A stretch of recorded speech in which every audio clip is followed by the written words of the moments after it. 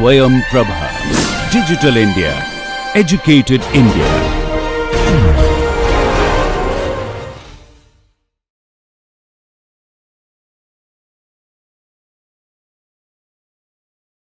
Okay, so and we saw that that is a problem, right? Because is we saw the problem that happens when GT is a function of gamma L and gamma S. We first fix gamma S for a particular value of GT, then we have to find out gamma in, gamma out, and based on that we have to fix gamma L, which in turn will cause GT to change, and so it has to be an iterative process. Okay, so now let me just once again draw the diagram for this input matching network and output matching network.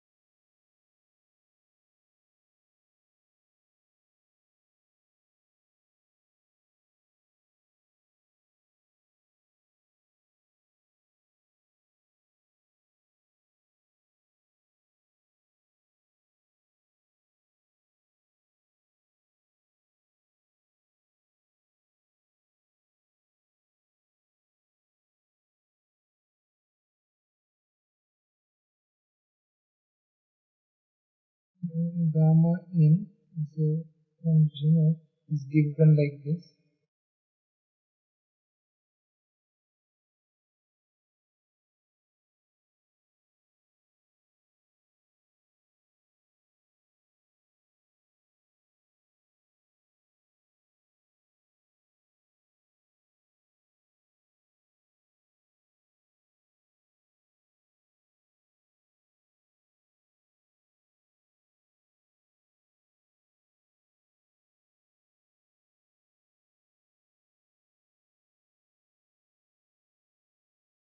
Okay.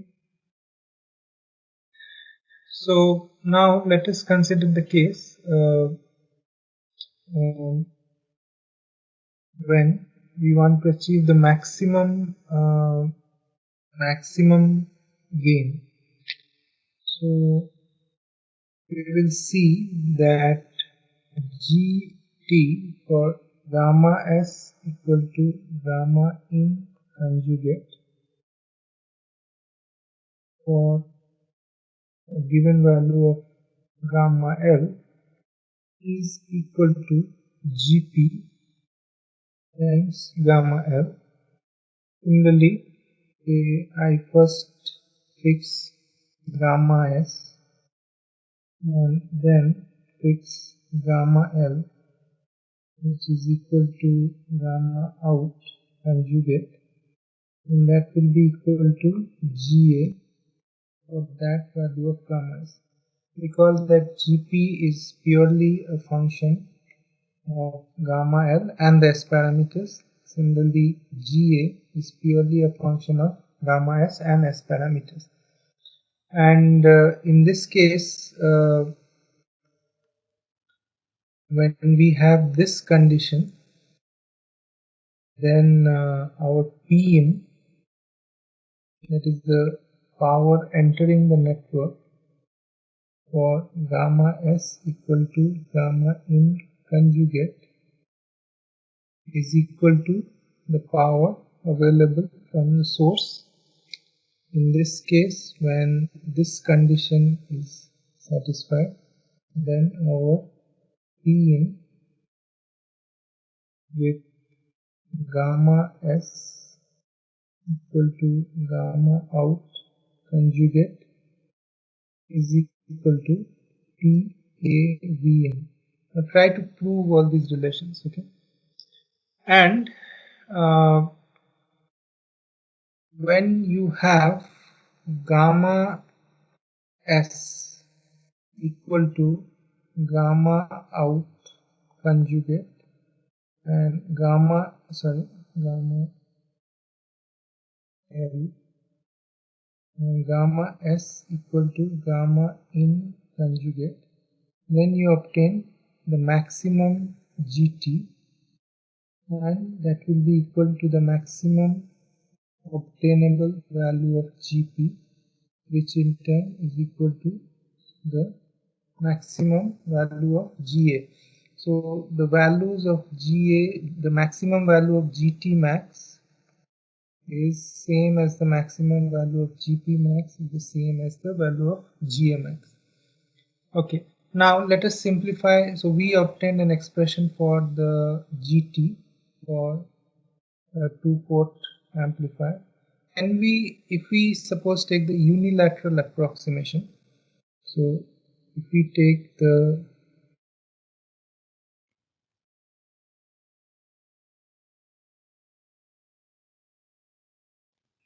okay, that is, but now what is the unilateral approximation? It is that S12 is equal to 0. Then what happens is that this gamma in and gamma out, these two values, they reduce to, so gamma in with S12 equal to 0 is equal to S11, and gamma out with S12 equal to 0 is equal to S22. Now that we get this simplification, if we plug these values in the expression for GT, this one, what we get is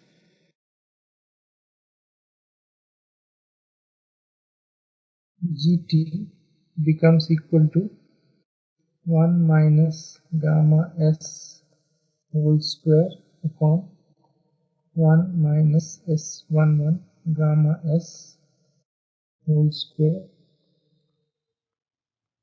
S21 square 1 minus gamma L whole square upon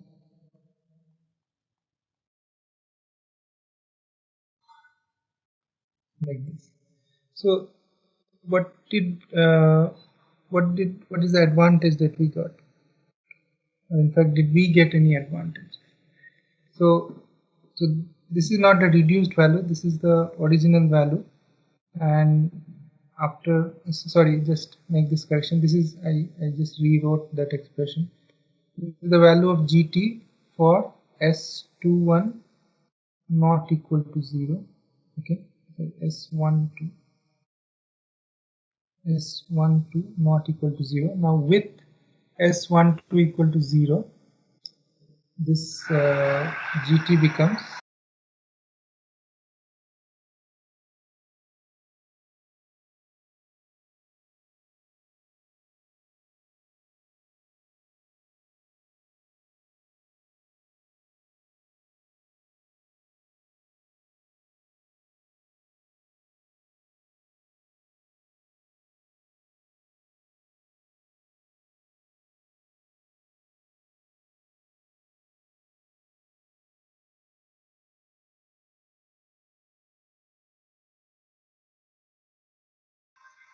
like this. So this you see is purely a function of gamma S, and it's called, so we have three products actually: GS, this part which is purely a function of gamma L called GL, and this is G0. Okay, now even though this is composed of passive, apparently of passive terms, this is actually a gain term. It can be more than, greater than 1. This G0 is purely a function of the S parameters, so it cannot change. This is fixed. But GS and GL is purely a function of gamma L, and it can also change depending on what the value of gamma L. And by change I mean it is under the control of the designer. So if the designer wants a different value of GS and GL, he can achieve that, but he cannot achieve a different value of G0 as long as the transistor is fixed. Okay, now note one thing, that I want to just go back to your S parameter simulation that you do as part of the project. Remember that when we do a matching, right, we plot simply S1, S21, isn't it? Isn't it? We simply plot S21 magnitude in dB on ADS simulator and we call that gain. Now why is that so? That is so, it can be evident from this equation. So if we have gamma S equal to gamma L equal to 0, then this GT S12 equal to 0 will be simply equal to S21 square. Now in your system, the gamma S, that is the term elements in your S parameter simulator, are always chosen with a characteristic impedance of 50 ohms. So that's why at the term elements this condition is satisfied, and that's why when you plot the gain, it is simply S21 square in dB. The same argument is also true for this expression also. Even if suppose we consider the bilateral case, that is when S12 is not equal to 0, then let's see what happens if, let's go back to gamma in. So here if gamma L equal to gamma S equal to 0 implies again gamma in is equal to S11 and gamma out is equal to S22, and then if we plug these two expressions in this expression,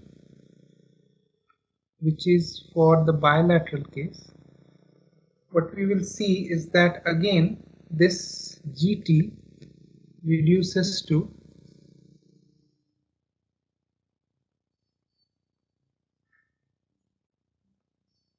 also equal to S21 square. Okay, so both for the unilateral as well as the bilateral case, when the source and load impedances are matched, as in the case in your, and by matched I mean, when I say source and load impedance, I mean those term elements, because those term elements in ADS which are something like that. So these elements have an internal impedance of 50 ohm. The system impedance is 50 ohms. That's why if you calculate gamma S for these, gamma S and gamma L for these elements, it is always equal to 0. Okay, so that's why you are plotting, when you call gain, power gain, you're simply plotting this expression. Okay, I digressed a bit. So now let's go back to this equation. This is the equation for the unilateral transducer gain. Okay, as I said, GS and GL can be greater than 1. Do we have a maximum value of GS and GL? Yes. So for gamma S equal to S11 conjugate and gamma L equal to S22 conjugate, you have GT is equal to 1 minus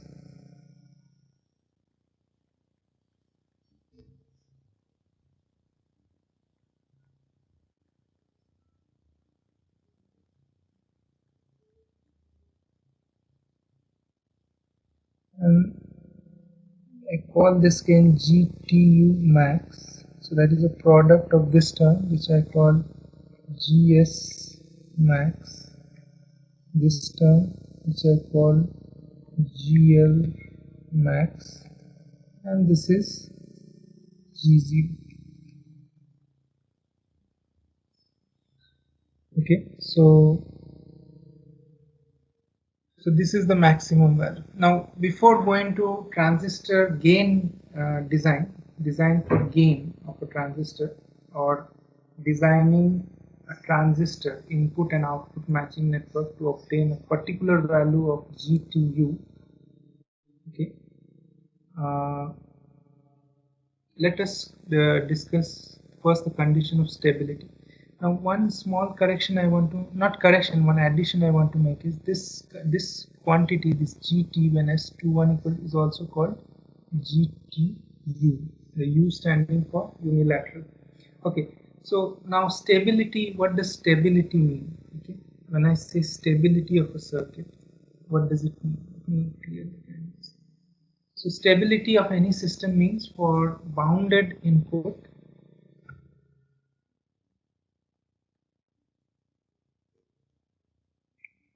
the word stability as applied to any system means for bounded input,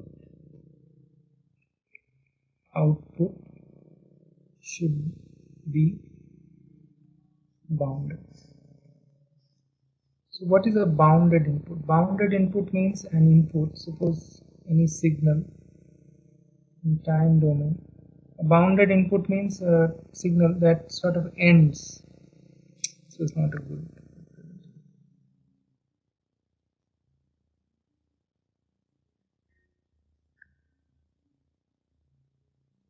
So it means like this.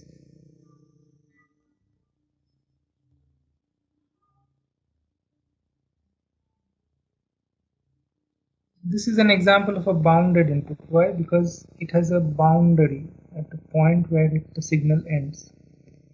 Okay. So the corresponding output of the system, if I call that YT, should also be bounded. So it may be something like it may start later, but it may end later.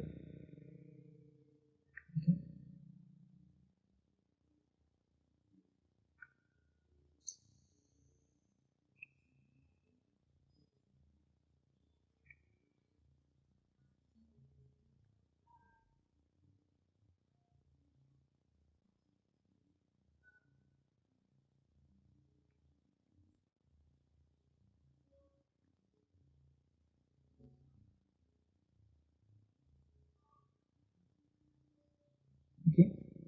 So the output has to end after some time. So such a system is called a stable system. So for example, say a system that you start it and then even after you stop the input, it gives an output like this. Like where the amplitude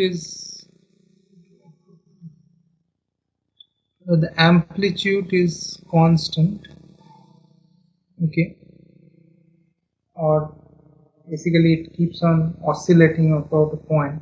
Such a system is said to be what is known in control theory. It is called underdamped system or oscillatory system. Okay, or suppose the output goes on like this, keeps on increasing. Such a system is also an example of an unstable system. So this goes on increasing even when my input has ended. These are all YTs. So these two last two systems are example of unstable system. Okay. So now this instability or instability is seen mostly in active system. All passive networks are stable. That is, for all passive networks, the output will die down if the input also stops. So if the input is bounded, the output will die down after a certain time. But for active systems like amplifiers or oscillators, that is not the case. Here, even if the input is stopped, still then you might have an output. And you also have active systems where even when the input is stopped, the output also subsides. So those active systems where the output subsides and becomes zero after the input has become zero are called stable systems. And those active systems where the output does not go to zero, does not stop after the input has stopped, are called unstable systems. Okay, so we can then say, that a potentially unstable system is a system that has that is an active system, and we saw that for active systems the real part is always negative, okay? And for an oscillatory system the real part of the input impedance is 0. So if the real part of the input impedance of a circuit is 0 or negative, it is an active system and it must be potentially unstable. It may be stable, but it also has the potential to be unstable. On the other hand, if the real part of the input impedance of a system is positive, then it is unconditionally stable because it represents a passive network and it must be unconditionally stable. So mathematically then, let's write this concept down mathematically. So suppose we have a two-port network.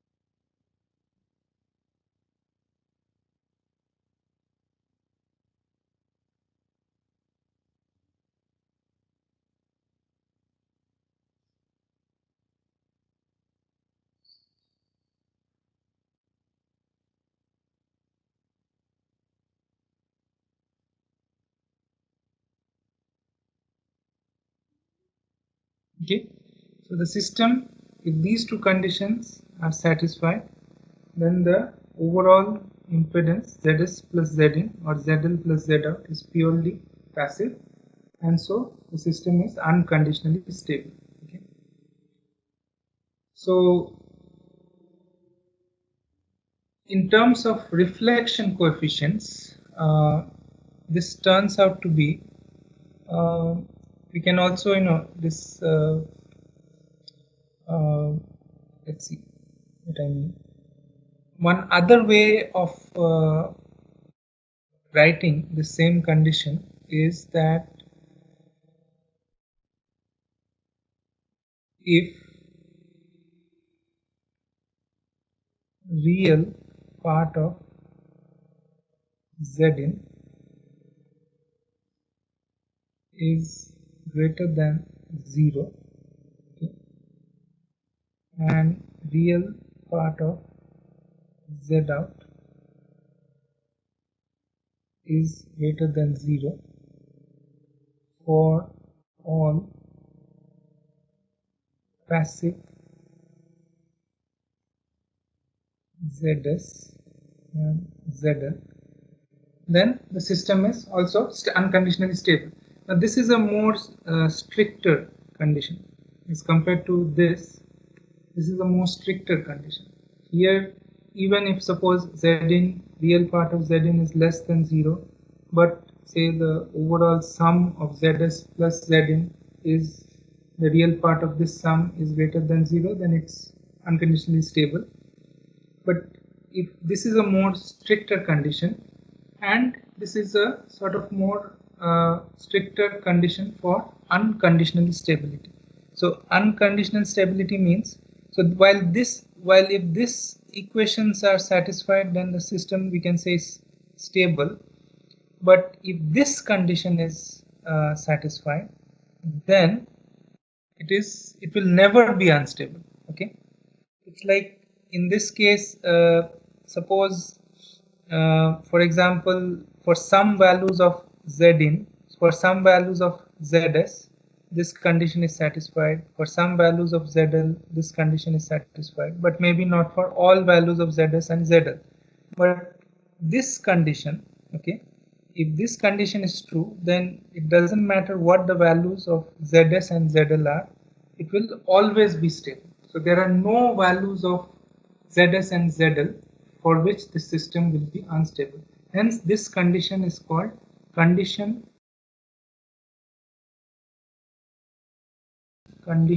of unconditional stability. Okay.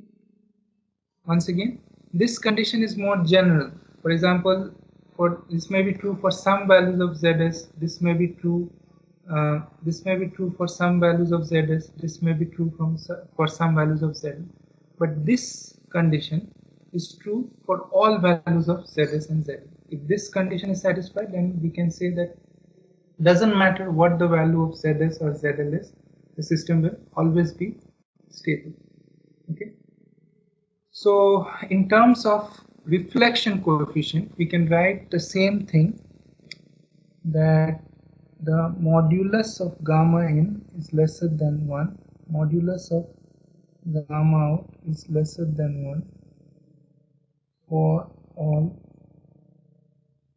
modulus of gamma s lesser than 1, modulus of gamma n lesser than 1.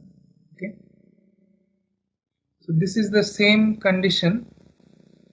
Try to prove this, that this condition translates to this condition. Okay. Now, in terms of S parameters, we have certain parameters. Now the thing is, this, even though this condition and this condition are true, if these conditions are satisfied, then the system will be unconditionally stable. But these are not that easy to evaluate. Can we have a condition in terms of S parameters? Okay. So one such condition is what is known as this. We have a constant called k, which is given by this expression. Suppose we are evaluating this parameter capital K, okay, and then we will see under what conditions of K the system is unconditionally stable. Now note, these are all linear system. S parameters are, when we talk about S parameters or Z parameters, we are discussing about linear system. So K, and suppose we define another term delta. This delta is not the same as the Mason's delta we came across while discussing Mason's rules. This is different. So delta is equal to S11 S22 minus S12 S21, or simply it is equal to this determinant.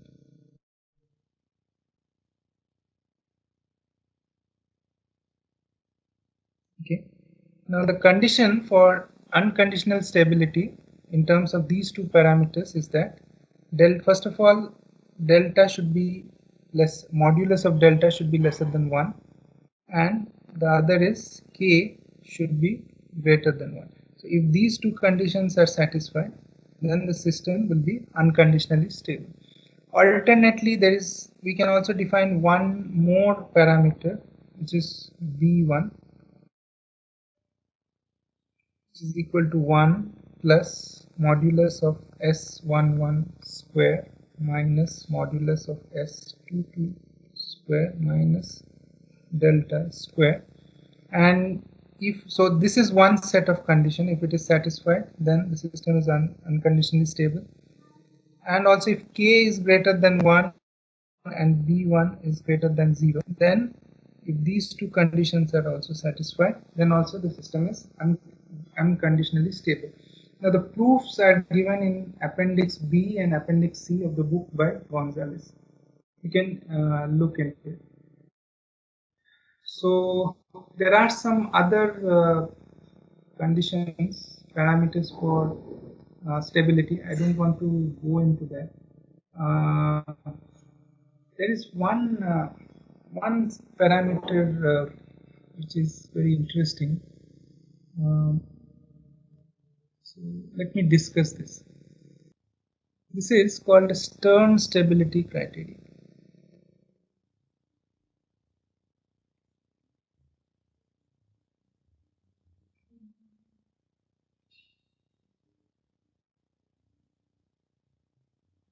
So here we have an alternate variable k dash, which is defined like this.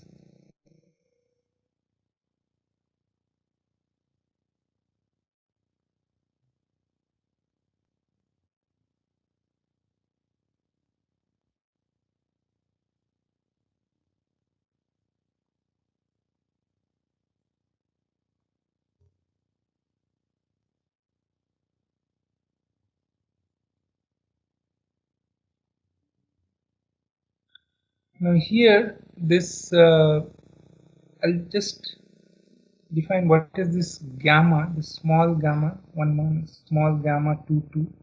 So this is 2 2, small gamma 1 2, small gamma 2 1. Now the real parts of these gammas 1 1 has to be greater than 0, and the real part of this gamma 2 2 also has to be greater than 0, and this gamma ij can imply any of the three parameters.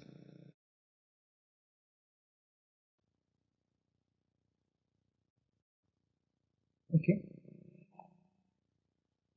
so this is just a single criteria, unlike the previous one where we had multiple, like we had to satisfy sort of two,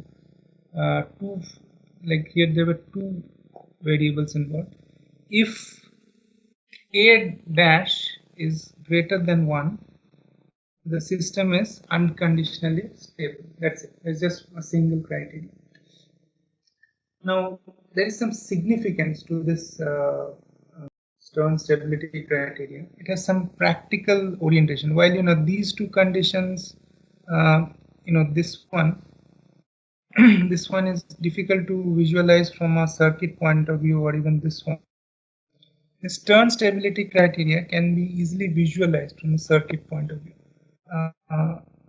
Let us see an example. So suppose I represent a equivalent model of a circuit in terms of the Z parameters. So it is something like this.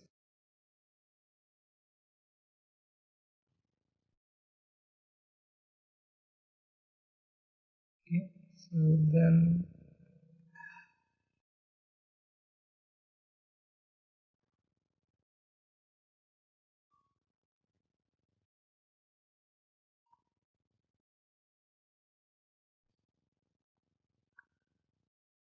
suppose this is our initial circuit. Okay, so here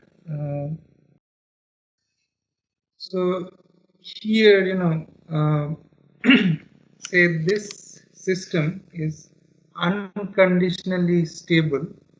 Now suppose we add two series impedances, Z1 here and Z2 here, like this. Then the new value of Z11 will be equal to the previous value of Z11 plus Z1. Z new value of Z12 dash will be the same as the previous value. New value of Z21 dash will be same as Z21, and new value of Z22 dash will be equal to Z22 plus capital Z2. Now recall the expression for K dash. So if I use Z parameters in place of gamma, this will be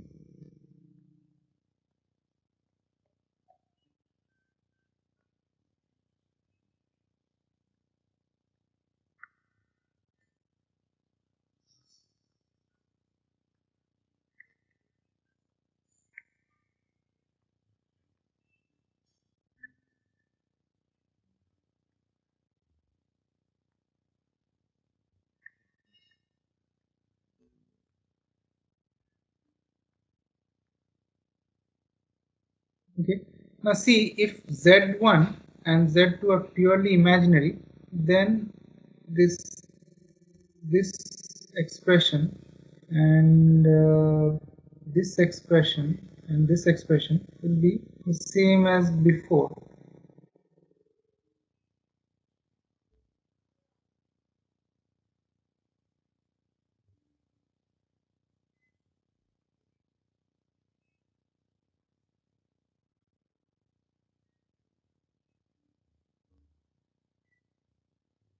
Okay.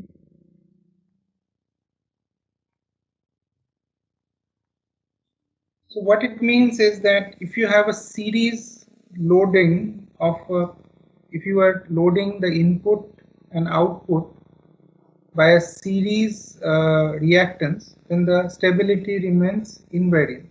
Okay, so see this value of K dash after adding this reactive Z1 and reactive Z2 is the same as before adding it. So that's why the Stern stability criterion has somewhat of a direct circuit focus.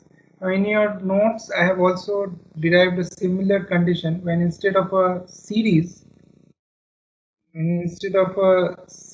loading, you have a shunt. So here we have series loading like this. But what if we have shunt loading? In that case, we use the Y parameters and we can obtain a similar demonstration that shunt loading of purely reactive elements will not also not alter the stability criterion. So for this part of lecture 8, this is all I had. In the next part, I will discuss this stability criterion further, and we'll also discuss about stability circles. Thank you. Welcome to the final part of lecture 8. So in the previous part of lecture 8, we saw what were the various conditions of unconditional stability. And in this, so basically stability can be divided into two parts. Stability of any two-port network can be divided into two concepts. One is unconditionally stable, which basically means that for any value of Zs or Zl, the system will be stable. We need not worry about anything else. So unconditional stability means whatever be the value of Zs or Zl, or if I express in terms of gamma, then whatever be the value of gamma S and gamma L, the system will be stable. And if this condition is not satisfied, then the system is potentially unstable. So two concepts. Okay, one is unconditionally stable.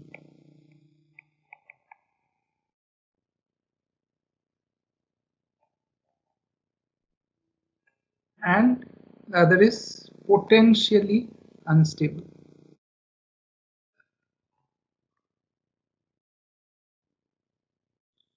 So if I again draw the two-port network,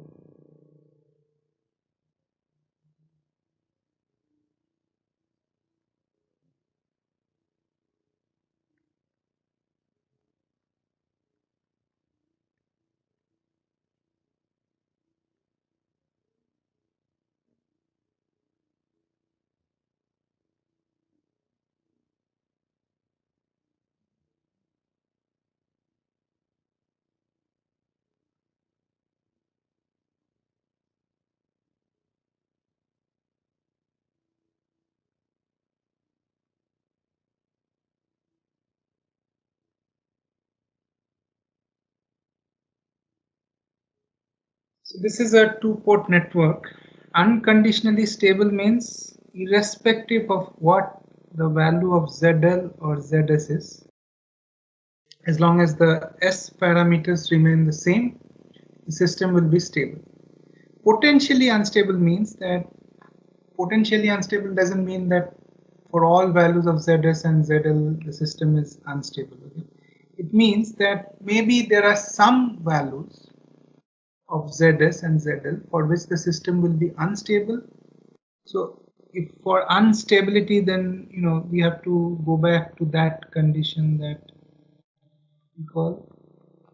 So to know whether if this is greater than 0, then the system is stable.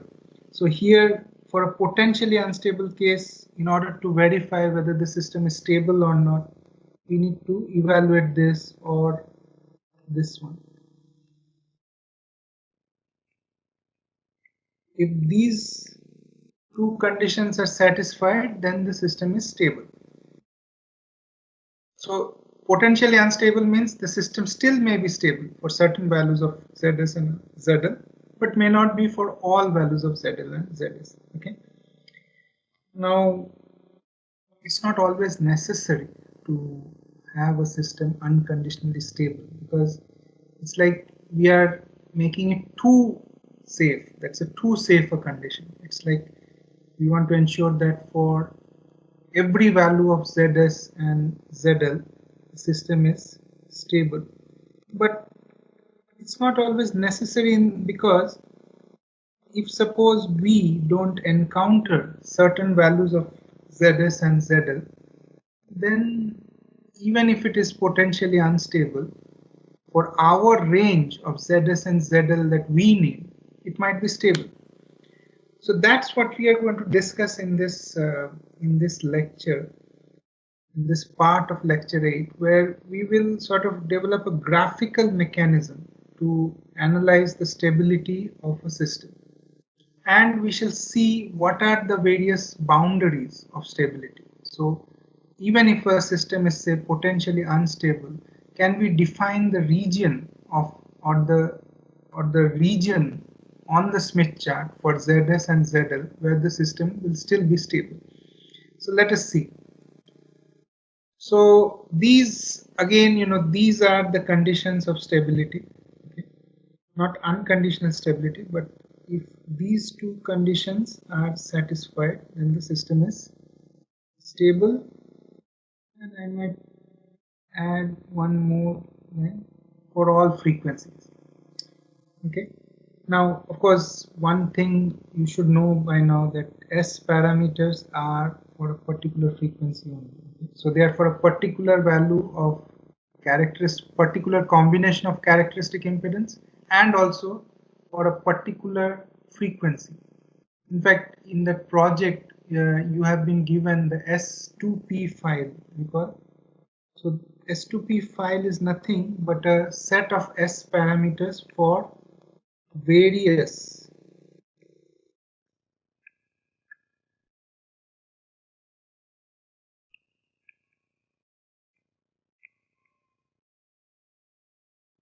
okay.